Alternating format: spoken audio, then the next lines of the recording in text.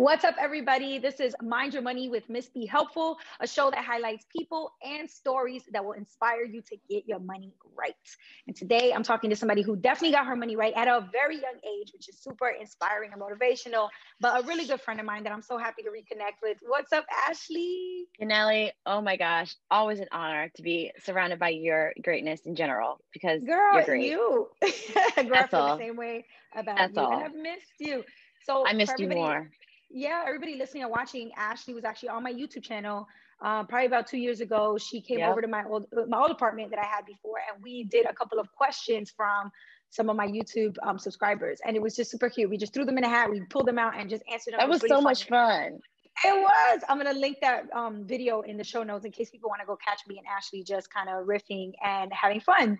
But Ashley and I met at a personal finance conference, and we just hit it off immediately. We've been really good friends. We text every now and then, but we haven't talked in a while between COVID and everything else going on. So this is actually a really good chance for us to reconnect and catch up. So Ashley, for everybody listening who is not already familiar with you, your work with Stacks in the City, tell them a little quick intro about Ashley Copeland, who you're all about, what you're all about, and a little bit about Stacks in the City too.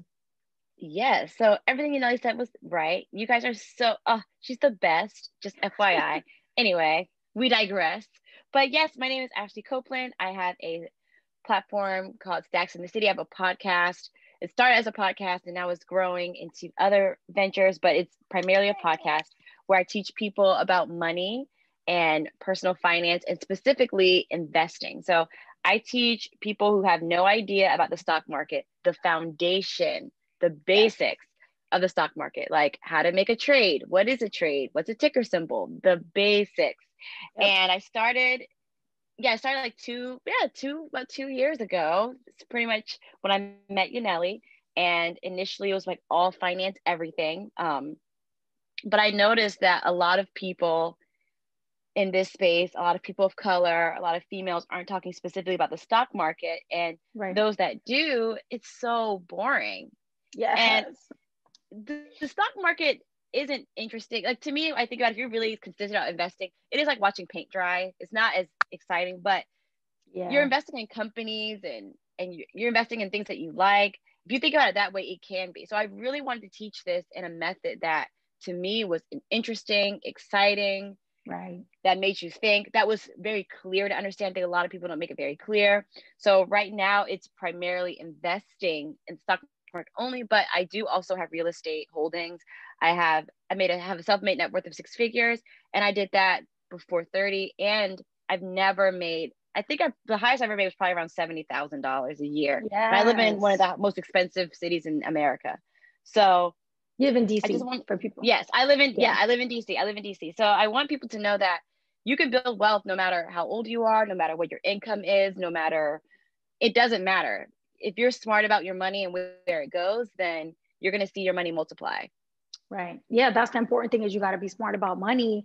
And the sooner you get started, obviously, the better. Like for Ashley's story, it's kind of like, for you to be listening, if you're over 30, you're probably like, wait, what? Ashley did all of that before she turned 30? Oh my goodness. Like there's no way. Well, that's Ashley's journey. That's her story because she got started in her early 20s. Like that was her thing. And we'll get to that later with her, how she took initiative in her early 20s to even put herself on that path. But I want to go ahead and just jump into some of the really good, juicy questions that I usually start with, which is, Ashley, tell everybody, we all love the juice.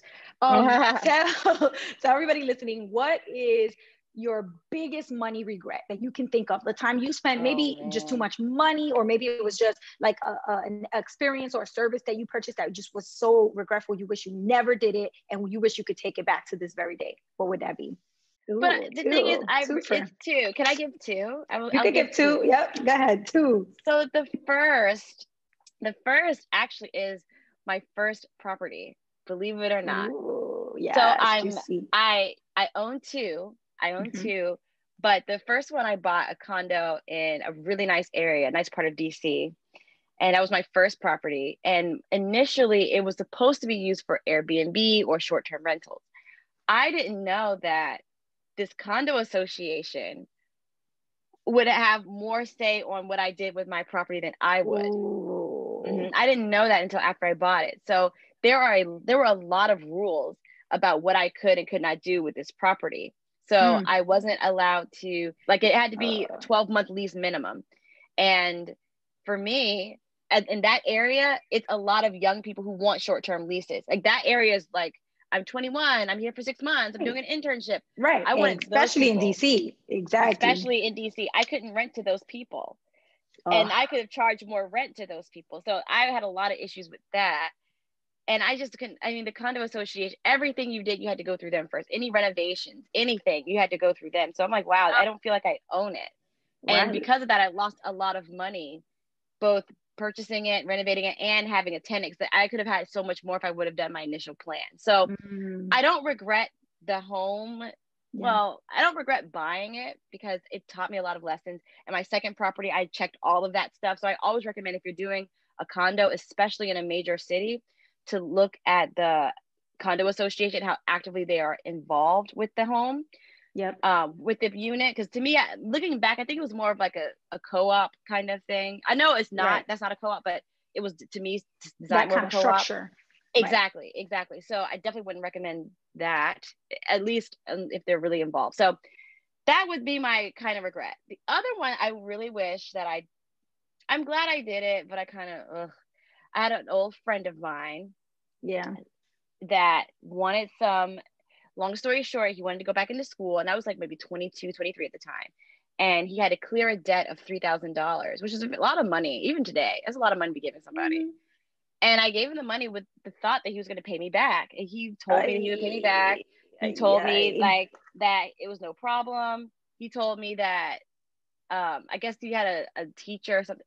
Long story short, if you ran off with your money, girl. He ran off with my money, girl. Long story short, if y'all are I never recommend. And to this day, I don't give money to friends or family. I don't unless I give it as a gift willingly. As a gift, yes. No. I was just about to say that. I do it as a gift if it is, because it's too messy. So if you're gonna do that, if you're loaning money, you have to draw. I would definitely recommend drawing papers through an attorney, having them signed, because that way, if you want to take somebody to court, which you really don't want to do, I wouldn't want to do that. You're going to pay more money going to court than you even lend them for that. First place. Thank you. Mm-hmm. That's why y'all don't do it. But I would have definitely had papers, all that stuff in the first place. Especially when you're young. That was a big chunk of your savings. That was a lot of money. Chunk at 23. Exactly. So would not recommend doing that. But he did graduate from college. And so that's why I'm like, but where y'all my money at? Don't. But where my money at? And that was all the that Rihanna saw back in the day. That wasn't a return on investment, Yanelli, because I didn't get no investment. But that's what I'm saying, though. For him, it was. So now that he got his ROI, he needs to pay you back. What's up? You need a DM, slide in the DMs like, boy, oh boy, I know you remember that 3K. Yanelli, I know. Now it's 2021. Now you're going to be thinking like it's 2014, and I'm bad again. You need to be like, sir, excuse me, sir. Create like 5 different knock Instagrams. on the door. So if he tries to block you come. If you try to block you, you come from a different one. Sir, you try to block me. It's me again, and I need my 3K. I know you playing games. You know, the crazy thing is, I have a video on my YouTube channel that said the exact same thing you just said, which is I learned the hard way to lend money, but only if you are going to pretend it's not lent, it's a gift, because then in your mind you wrote it off as like that's a gift. So if you get it back, nice. Hey, yeah, you got the money back. Great, everything's cool. But you weren't expecting and you weren't relying on that money to get it back. So I'm the same way, girl. In my mind, my maximum is like $500. And within my family, I always do this. If they ask me for money, I will give away $500 if I don't need it back. But if they pay me back, great. And if they don't, I'll be like, it's cool. I didn't need it. I had already put that money aside for giving it away as a gift. So, but no more than 500 though. 500 is the max. Like I like that. I like thinking of a max. Set a max for yourself, because then people will become too reliant. I learned that too, where I'll lend you a certain amount and you keep coming back. I send you another certain amount, it's another amount, and it's like no. My max is 500 at one time. Like no, you're not getting more than that.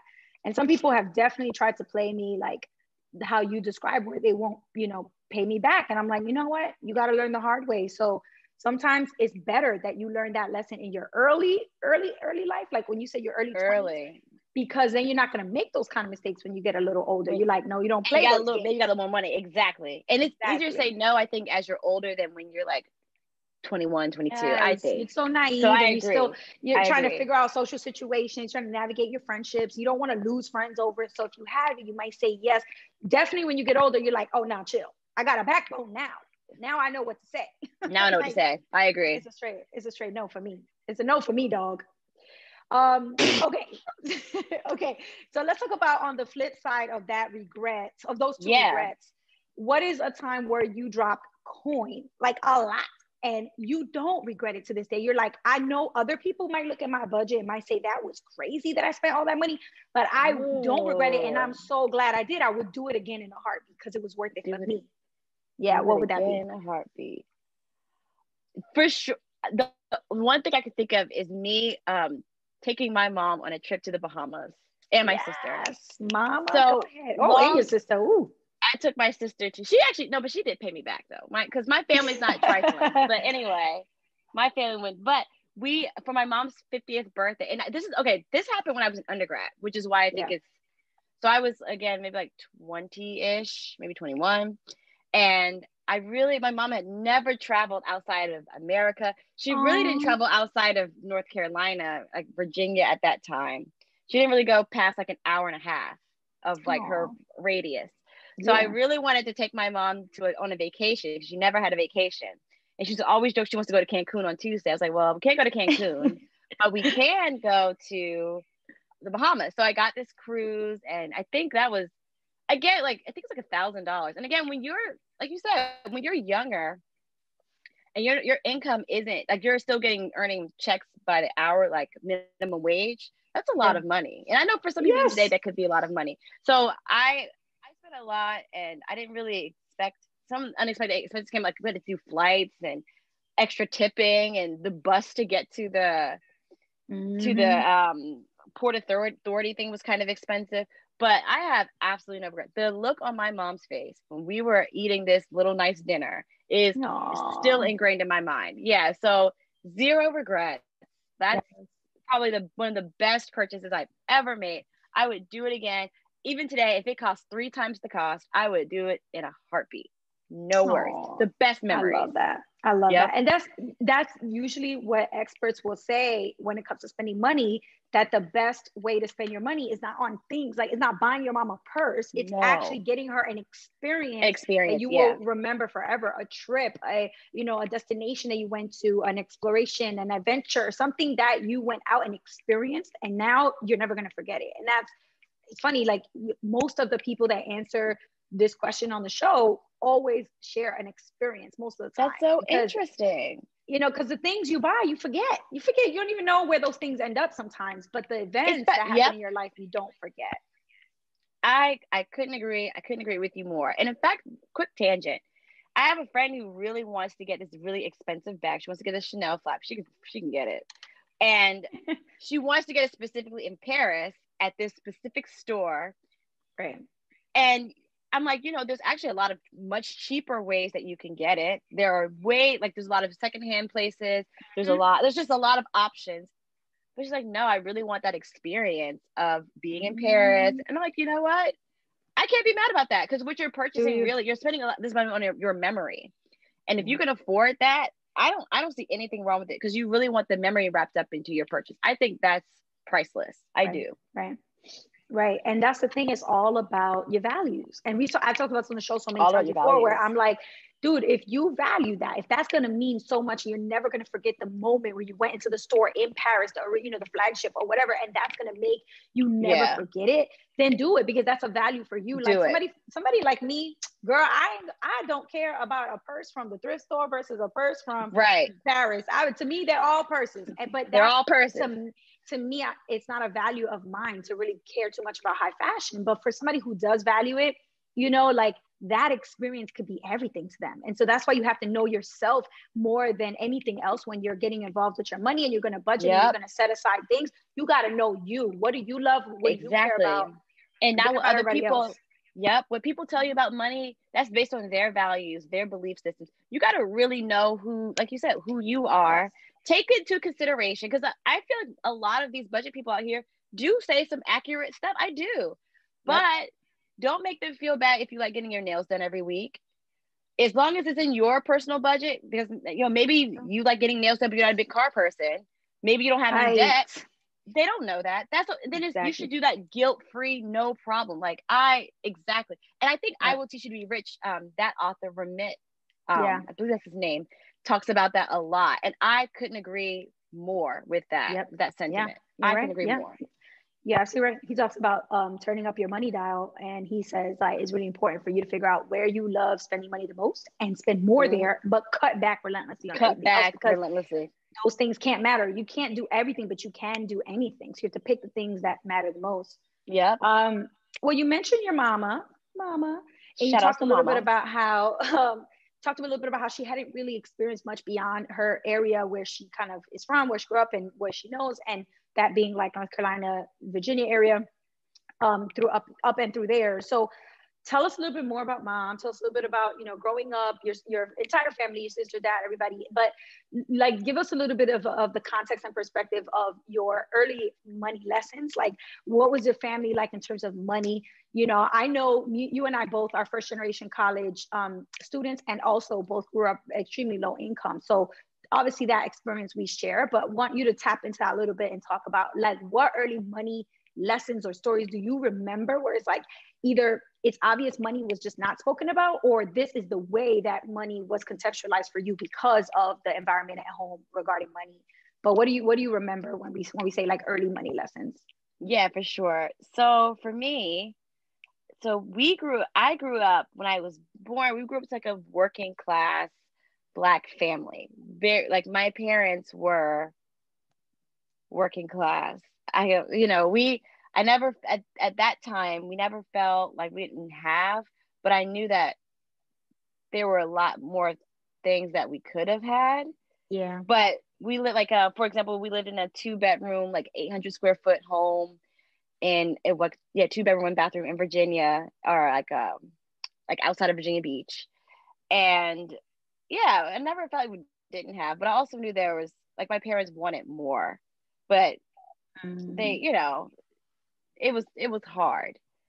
But for us, what really changed our life was when my parents split up and we ended up moving to rural North Carolina. So we went from a working class Black family who had a lot of hope. I feel my parents talked about moving into a bigger home, I remember, and they talked about wanting to do all these things, I guess. I don't know how to describe that anyway, to living in a place where not only were we living in a poor area, but we were we became poor in this poor area as well. My dad, he stopped working in 1994.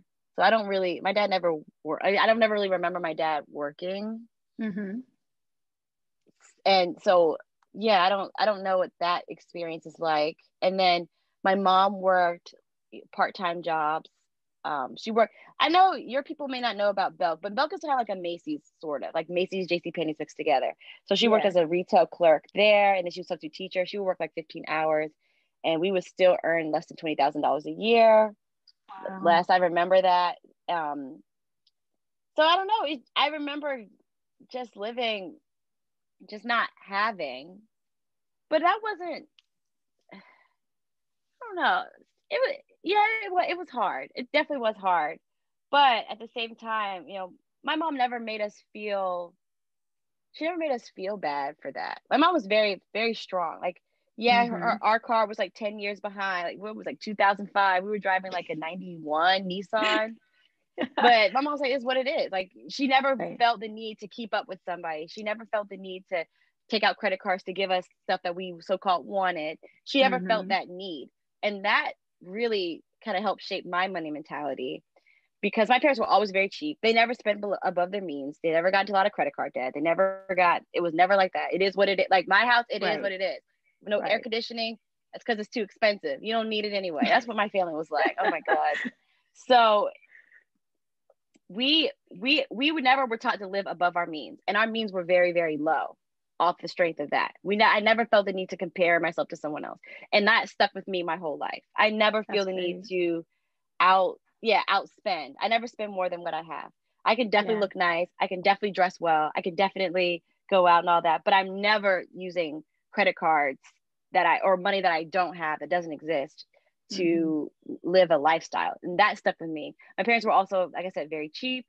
They hate spending money. I was like that. I'm still like that, but not as much as I used to be, because now I know the importance of spending money on experiences and spending money on your future. So investing. I was very scared to do that when I was younger because I wasn't exposed to it. Right. So it's really important for me. I tell people that I spend probably 90% of my money. I save maybe 10, but the spending goes to things that I tell it to go to. So I'm spending money on savings. Like I'm putting money into a savings account. I'm spending money on investments. $500 a month goes to my Roth IRA. I'm literally spending it, but my future self is going to appreciate me for it. On top of, spending money and going out to eat and traveling, you spend money on that stuff too. But everything I have to think about is spending, because for me, when I was saving all my money, it didn't do anything for me. I was just saving out of fear. I had a lot of fears when I was younger about not having enough money, and I would end up going back to North Carolina. That was one of my biggest fears. I wasn't successful, and I'm going to end up back in North Carolina, living back in a double wide with my mom. Like, no offense, but that wasn't what I wanted. I don't feel that way at all. Like, I'm going to be spending all of my money on my life, on my lifestyle, on my investments, and saving a little bit of it, because, you need that rainy. For me, it's $10,000 for a rainy day fund. Like, that's my number that I use. So that was a long response, but my parents are cheap. I inherited the cheapness. I started learning and educating myself on how to still be cheap, but invest more. I stopped being afraid of the stock market and real estate market, because I started doing it. And now I'm starting to see the residual effects of those risks that I took when I was younger. That's amazing. But what's interesting to me is I don't think your story it's definitely unique in the fact that you have a very obviously unique story. Like, your life is your life. Nobody else that has that same experience. Right. But I don't think being afraid of investing is uncommon. I would actually say that's very common, because even recently I was talking to somebody who was telling me, like, how much money am I supposed to have in cash? And I was like, not a lot. Like, you're supposed to have maybe a couple months of rent and expenses. He's like, everything else. Do you know he said to me? He said he had multiple years worth of cash in his bank accounts. And I was like, that's not uncommon. Why? I'm like, why? And he's like, well, I just feel like you never know, like, with this economy and everything going on. Like, I'm like, dude, you have multiple years. You have tens of thousands of dollars. Multiple years. Yes. That's a couple of six figures, Yaneli. Yeah, for sure. I mean, depending on where you are, for sure, definitely getting in the hundreds of thousands. But my thing is, why, right? He grew up similar to me. His parents are immigrants, and I think it's this mentality of, like, listen, if we don't have everything that we need when we need it, we tend to, like, fear the unknown, fear the uncertainty, and just operate off of, this is what I know. I know this cash is going to be there when I go back to check on it, because I never touched it since I deposited it. And that certainty, the certainty of that cash being there, is what helps me sleep at night. But I think that's what you said earlier, which is you need more education about how the stock market works, and how investing in a way that will minimize your risk will help you to feel more comfortable and sleep better at night, knowing your money is not all going to disappear. Like, I think that's the misconception people have. So if I invest, I'm gonna lose all of it. I'm gonna lose all my money. Right? Like, no. But I always tell people. I tell people this in my workshops too, because we really talk about that. Where does your investing knowledge come from? The limited knowledge, information. I always want people to really evaluate that. For me, when I was growing up, it came from my grandfather. It came from my dad. Those aren't reliable sources for investing. What do they know about investing? Right. My grandfather, for example, grew up in the Great Depression era. He was born, my dad's father, he was born in 1929. He grew up in the Great Depression era. So Lord knows that's the last man that needs to be talking about the stock market. He's he's tainted. He's traumatized from the market crash.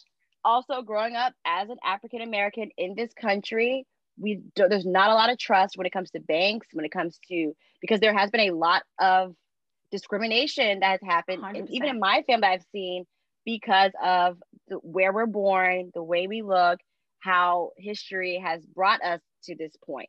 So of course my grandfather is going to be tainted.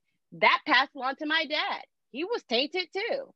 That's going to pass on to me. I was generational. Tainted. Yes. And it is, because I literally saw it, Yaneli. So for me, it was imperative that I learn. I had to learn and read as much as possible. It's hard to talk to people about it, because A lot of people don't know. Even the people who benefit from investing don't know. I don't know my dad handles that. I don't know my financial advisor handles that. I don't know. It's a family thing. We don't talk about that. That part right there. That part right there. I don't know my advisor handles it. I don't know my dad handles it. That's just as bad as not knowing and not having. It is just as bad, Yaneli. It is just as bad. So I'm over here lost, confused, but I was determined to figure it out.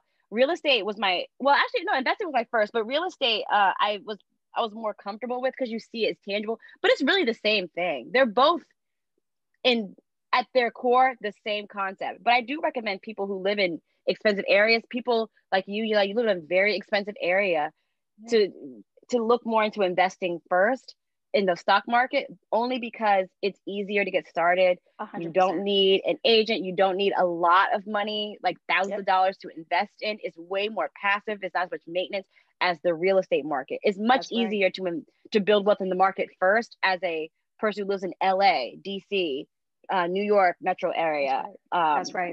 We know expensive areas. Chicago can be kind of expensive than where we live. Right. And I mean, in your case, once I learned it, it's like that. Yeah. I mean, in your case too, I was about to say it was not as hard to get started because you just admitted to hoarding a bunch of money in your savings account. Exactly. So being that type of person, even though most people would see that as a bad thing, in your case, it worked out in your favor because you ended up having a giant pile of cash. So you could get started in the real estate game young with a bunch of cash. Just because you were afraid to make money moves. I was a hoarder. But it ended up leading you to make a big money move, which who knew? Who knew? So okay, so we're gonna talk about real estate. So really quick. Sorry, y'all, really quick. The only way to do that, y'all, you have to read it, educate yourself. You have to educate yourself. Because if you come from communities like that where you're scared and everybody's telling you something different and the books are telling you otherwise, you got to trust the stuff that you're reading. Because these people are not wrong. People aren't going to write stuff. They're not going to write lies. And on TV and stuff, maybe even on social media, they say whatever they want to get attention. But the books don't lie. The people's ideas they're not going to steer you wrong. Please, y'all, educate yourself. Okay. And listen to Yaneli. I love that point because nowadays when you say, you're not gonna read something that's misinformation in a book.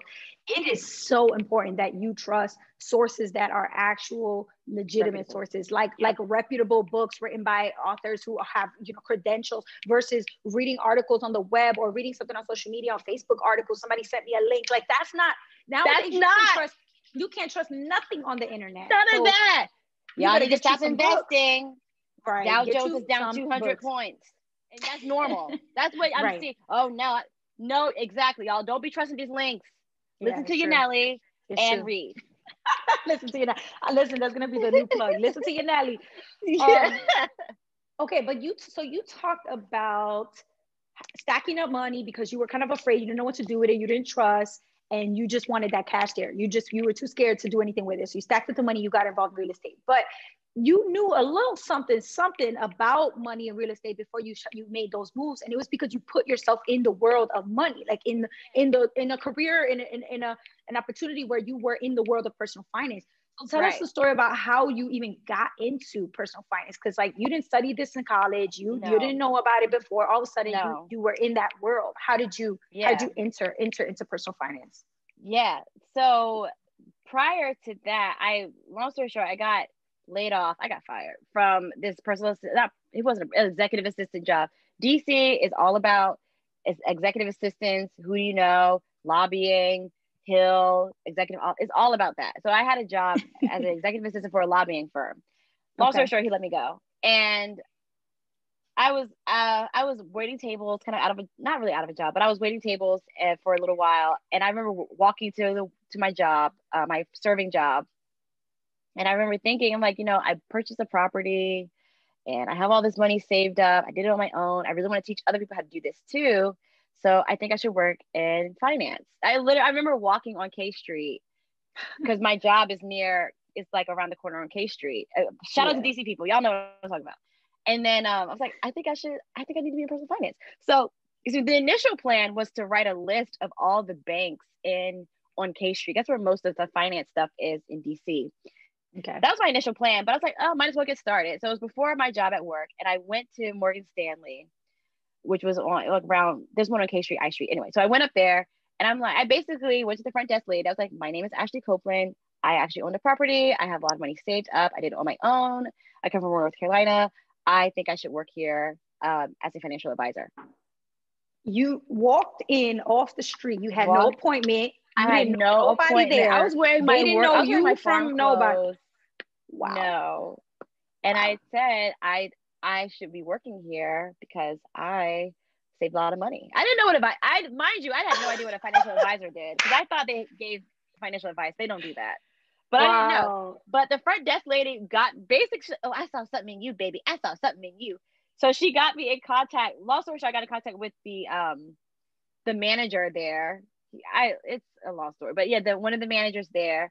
Wow. And he's like, okay, it took 9 months. It took 7 months.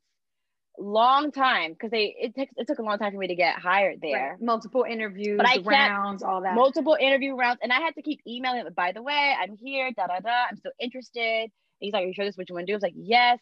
So I got hired, and I had to take an exam. I had to take the Series 7. I had to get licensed, and it's one and done. So if you don't pass this test on the first try, you get fired. You get terminated, and that happens. So, and mind you, this is like all finance stuff, like you said, all that lingo, all that jargon that I really wasn't familiar with, like yield and velocity, all that stuff. And options and puts and strike. I didn't know any of that stuff. So I had a month to learn all of that. I passed the test barely, but I passed it. Woo! And then I had to take another one. I had passed that too. That's fine. So then I worked there. I was an advisor for like 2 years in wealth management, and I left, which I was kind of sad about. I like working. I like Morgan Stanley, but I left because I started my podcast at the time, started Stacks in the City, and they wouldn't let me do both because it was a conflict of interest. Ooh. So they thought I was going to stop my podcast. And I said, no. Of course, big companies like that. You see, I'm so glad you said that because first of all, I didn't know that. I didn't know that they gave you an ultimatum. And a lot of people who start their brands and do this because of their passion for educating people are told that by their employer. If your employer finds out and you work in the finance industry, a lot of times they do not allow you to have a financial education platform because you can't. It's like, it's a quote unquote conflict of interest. And you work talking about this instead of saying you have to have a disclaimer in every episode that you say, I am an employee at Morgan Stanley. However, this podcast has nothing to do with Morgan Stanley, has nothing. Exactly. That would be one thing, which I could see them asking for that. But asking you to not even do it, to just like completely erase, eliminate, and like delete this from your life is just to me so ridiculous and unfair, especially in 2021, in this day and age. Like, come on now, stop. It is. But for them, they like those who work in personal or those who work in wealth management, working for like big finance firms know that it's more of a lawyer's office, it's more of an attorney office than a finance firm. Yeah. So they would have to screen everything I said to make sure I wasn't giving financial like investment advice. Like, oh, this stock's gonna be big in 5 years. They had to make sure I wasn't doing that. Yeah. And they didn't want to bother, obviously, screening me because that would be a waste of their time. Their time, right. Their time. So they told me I would have to stop it. And I remember telling the compliance officer that I'm not going to do that. So I left Morgan Stanley.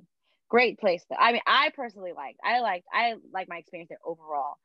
It really taught me, like I said, a lot about money, and I stopped being scared of the stock market. I was still scared, even though I had money invested myself. I just didn't manage it myself. I was confused, but I learned you can do it yourself. I didn't know that. Yes. I had no clue.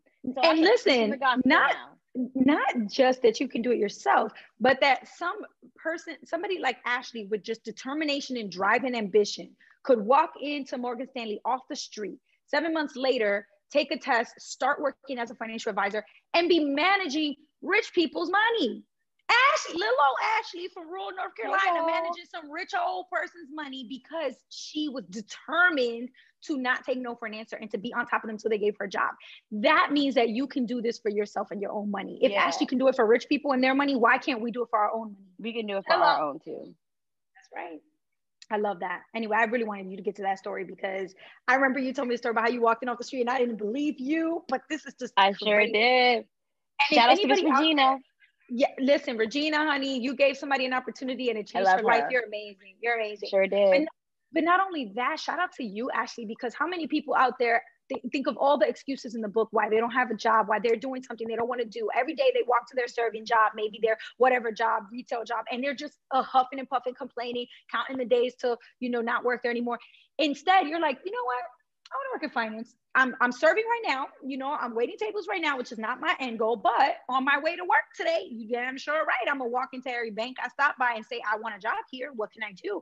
And that, like, that action that you took, instead of just being like passive and complaining about it, like taking that action, walking into a bank. I mean, it's just, I feel like in this day and age, most people are like, oh, I emailed a bunch of people my resume and I never heard back. So no.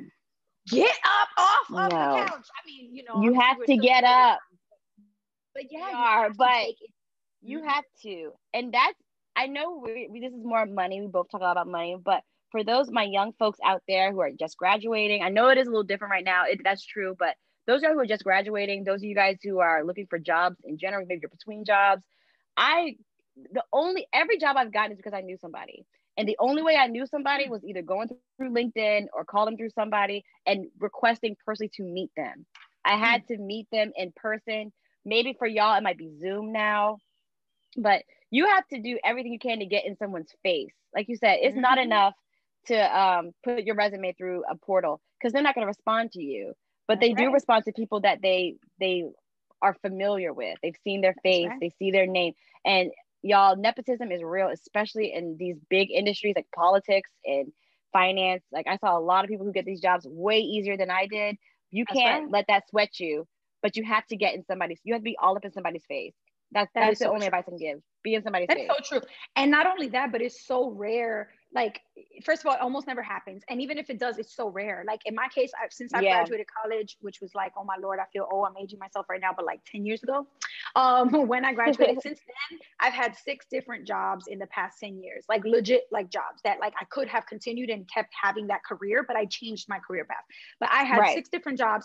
1 out of those 6 jobs I got not knowing anybody there. Like I just sent my resume online and they contacted me back. 5 out of those 6 jobs, it was because I knew somebody who helped me get the interview, who helped me get in the door, who referred me. That is who you know, not what you know a lot of the times, especially in this day and age where everybody's connected online. Exactly. And I wouldn't even say I feel like back in the day, at least when we were coming up, like when we were teenagers in the 2000s, they would tell us sometimes, they'd be all sly about it. I remember watching ATL and the guy was like, sometimes it's not. No, it's not sometimes. It's all the time. It's 100% of the time who you know. 100% of the time who you know. So y'all better get up and know somebody. That's all. Oh, shout out to ATL. I love that show. Oh man, I miss it. I know. Are they coming back with a new season? I haven't watched in so long. I hope so. I know. That first season was my favorite. People still watching TV. Right. And now more than ever, honestly. Okay, well, I like to wrap up the show with obviously giving people 2 things. One is giving people an opportunity to find you, support you, tell you that they loved your episode, everything about you, and continue to follow you and your podcast. So we'll talk about the work you're doing, both your podcast and your courses that you're offering. And then also with your money model. So I'm gonna give you a little heads up so you can get your money model ready. But I always end the show with a money model. Okay, I gotta get it ready. Which you gotta, like, you know, if you had a chance to clear off what it says on the dollar bill and put your money mantra up there, what would every dollar bill say? Which would be a quote from you. So that's coming up next. But first, everybody who's listening who loves Ashley, I highly recommend you reach out to her, tell her she's amazing, she's dope, but let her know what from this episode really inspired you, that you took away, that helped you. Because every time I go on other people's shows, I love hearing from people. They tell me that that episode was great and I loved hearing you and this is what you said. And I'm like, yes, it just makes me feel so good. So reach out to Ashley. Ashley, where can people find you, support your podcast and your courses? Yes. So you can find me everywhere at Stacks in the City. So STACKS, the letter N, the City, THECITY. My podcast is called Stacks and the City, Stacks and the City, available on iTunes and Spotify, wink. And I do every month, I'm offering a program where I teach people the basics of the stock market. So how to open an investment account, how to, again, buy and sell a trade, how to analyze company documents, how to analyze those financials, the liquidity ratios to determine whether or not a stock is worth purchasing or not. Y'all, this isn't hard. It sounds hard, but it's not. No math involved, y'all. Just looking and assessing. So I do that once a month. So if you guys follow me, I would let you know when my next workshop is. Love it. Okay, Ashley, we're going to wrap up with your money mantra, money model. Oh my gosh. It's gonna Oh go on my a dollar gosh. bill because I'm gonna go I on Photoshop. I'm know. gonna put it together and I'm gonna tag you on Insta. No. And so you got to make it good, no pressure. I know, right? So I guess in God we trust. Okay, that's good, but we're gonna switch it up a bit. Think about how much, not anymore because everything's digital, but before everybody would pass dollar bills around back and forth to transact, to buy stuff, to, you know, give your niece some money, give daddy this amount. Everybody's handing money, cash from hand to hand. So as many people transact with dollar, every time you use a dollar, what is it that you want them to remember about money that is so important that they can't forget? That's, you know, the idea behind why it would go on a dollar. Oh my gosh, this is so hard. Okay. It would be to get money, invest money, and give money. Ooh, I love that. 3 parts. Yep. A lot of people don't do the giving part, I've noticed. That's true. I ain't more gonna charities. lie. I'm not even gonna lie. I haven't been doing the best at that myself, but I set a goal for 2021 to do more charitable donations, because last year I did a very minuscule amount compared to how much I made, and that was shameful because you know, for a lot of my life I was a charity. So if I needed people to give me money now, shout out to the people that were helping me out. I needed that dish soap, y'all. I really appreciate that. It's time for me to pay it forward. I went to college on somebody else's dime, so it's time for me to pay it forward. You know, so I love that you said that. Give money. Don't just hoard it up, invest it up, give to you. Be all selfish. You got to give as well. So love that. Thank you so much, Ashley. I'm so glad we got to connect. We'll do this again, but this was more glad. Everything you said, I just like, I'm always snapping. I'm with you. And the fact you're so young, you're so fresh, you're just on it, like inspiring me, inspiring everybody else. Just keep doing what you're doing. You're amazing. I love you. Nelly, you're more amazing. I love you more. You guys are so lucky to have her. She is y'all the real deal. Like, okay, sorry guys, really quick tangent. It is important to hear everybody's money perspectives, but I don't think that there's enough money perspectives from people who come from, and I hate like struggle. I don't like that, because I know your parents worked really hard for everything you guys had. My parents worked really hard. They did the best they could for what they had, but we just need to hear those perspectives from people whose families were already a upper middle class family, whose families were working with what they got, whose families may not have been able to feed you all the time, but you knew they were trying. They were working many long hours. They were making minimum wage. They were doing honest work. It wasn't profitable work, a lot of work, but they were trying. A lot of our money people out there, people of color included, come from, you know, pretty strong middle-class families, at least from what I've noticed, and I commend them as well. But I want more perspectives from those who come from not only a minority perspective, but also from those who come from a different economic perspective as well too. Because those children need to hear this too. Y'all don't have to end up, you know, you can create the life that you want no matter what it looks like. But you just need someone to teach you how to do it. That's all. And we're here. Yaneli's here to be that bridge for y'all. Mic drop. I love that. We're gonna end on that. More perspectives from low income backgrounds. It's so important. I love that. Thank you, Ashley. You're amazing. Yaneli, thank you. You're fabulous.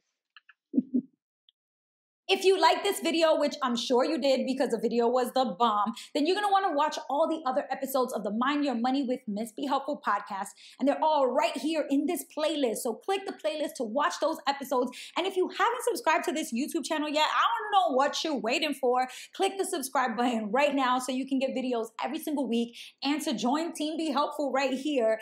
That's all I have for you guys. Till next time.